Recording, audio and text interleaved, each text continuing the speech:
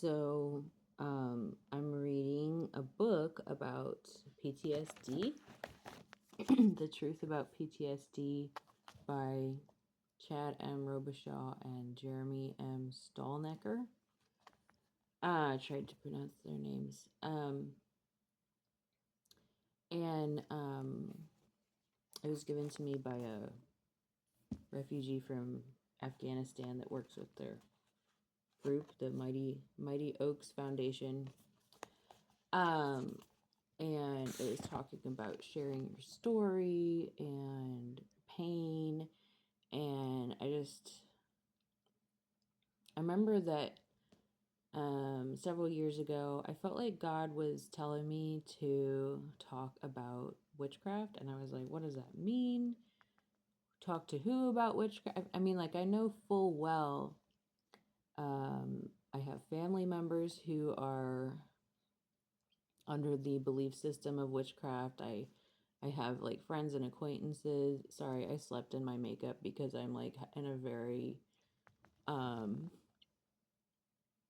painful time in my life, and I slept in my makeup, and so some of it's there, some of it's not.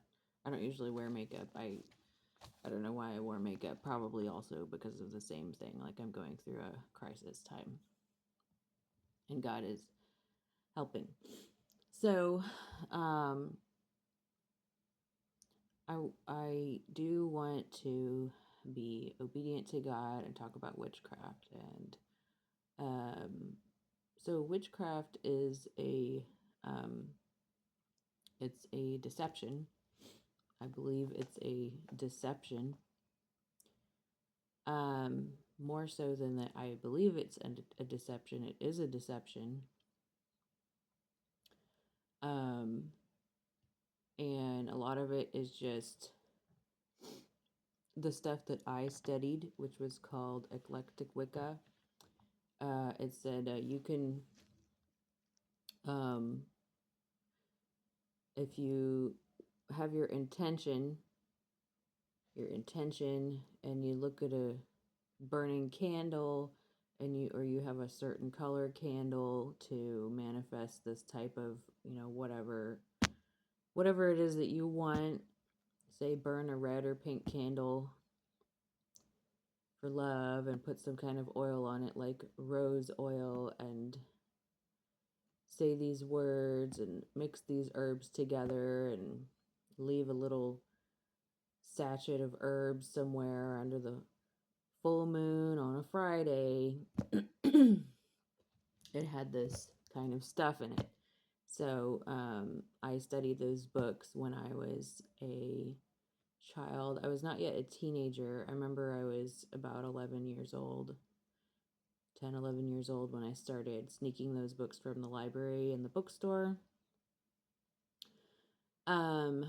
I've thought about it since then, and I was looking for, I think I wanted a sense of control over my life because around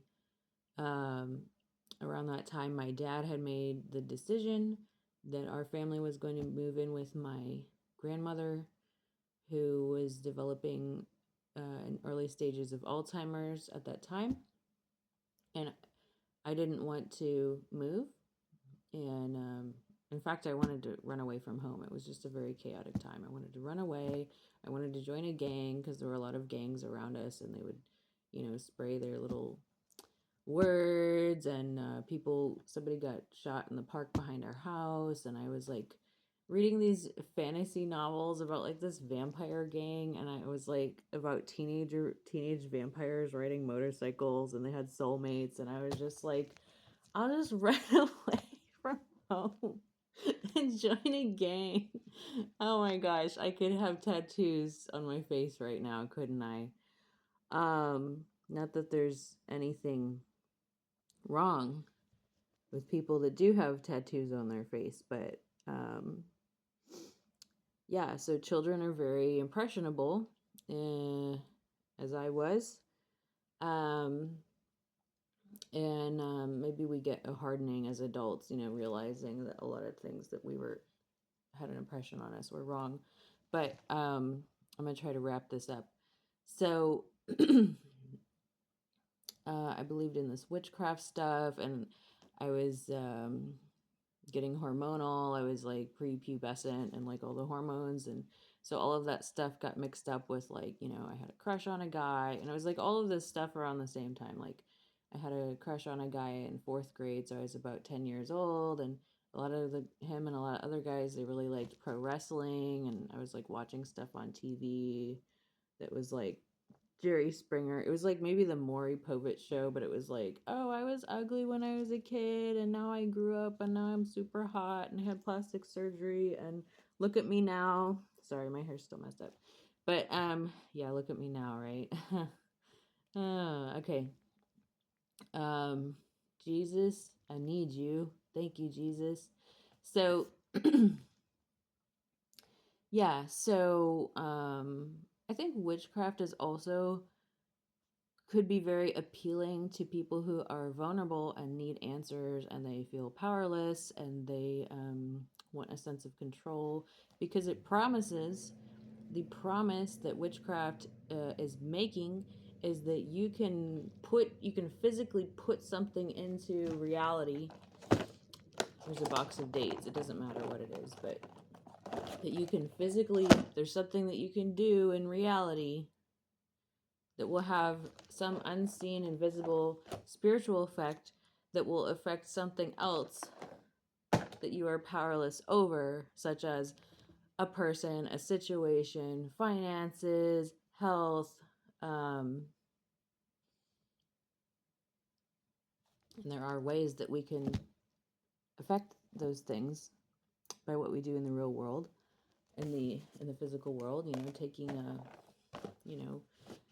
communication, exercise. I mean, that can affect these things that we're trying to do. But witchcraft promises that you can cast a circle, light some candles, put some incense, and then there will be some kind of effect that will supposedly achieve a desired result. But it never quite delivers. And in fact, if anything is obtained through that, it's not the right thing. It's not the thing that you wanted, or even if it looks like it's what you wanted, it's not. It doesn't. It's not exactly right. And that's all I want to say about witchcraft today. Um, it's a sin, and we all sin. A lie is a sin. To hate someone in your heart is a sin. Unforgiveness. And these are all sins that Jesus willingly went to the cross and died for, so that we could be redeemed, bought back, belong to God again, our Creator. We could be reconciled to our Creator through faith in His Son, Jesus Christ. He is the King of Kings and the Lord of Lords. All of the power and authority in heaven and earth has been given to Jesus Christ. So yeah, if you feel powerless, need Jesus. Like, He's the answer. So thank you. That's all I'm going to say today. All right, bye-bye.